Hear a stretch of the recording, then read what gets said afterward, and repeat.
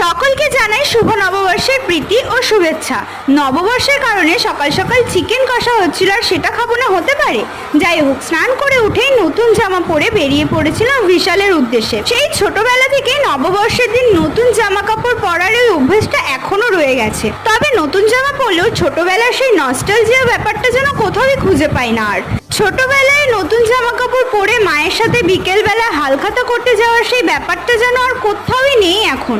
যাই হোক, বিশালে গিয়েছিলাম মেইনলি ম্যাগি কেনার জন্য। তারপরে ম্যাগি নিয়ে একটু ক্যাট খেতে চলে গিয়েছিলাম ট্রায়াল রুমে। না, আজকে কিছুই ট্রায়াল করিনি সেরকম। বাড়ি এসে এগুলো পেয়ে তো আমি আনন্দে আত্মহারা। যাই হোক, আজকের দিনটা যে এত ভালো কাটবে আমি বুঝতে পারিনি। দুপুরবেলা মেনুতে ছিল ফ্রাইড রাইস, চিকেন কষা, সাথে পাঁপড় ভাজা। সবাই একসাথে মিলেমিশে খেতে বসার যে মজাটা, সেটা আর কোনো কিছুতেই পাওয়া যায় না। সন্ধ্যায় মায়ের হাতের স্পেশাল ঘুগনি ছিল। আমার তো আজকের দিনটা এমন কেটেছে। তোমাদের কেমন কেটেছে জানাতে ভুলো না। আজকের মতন বাই।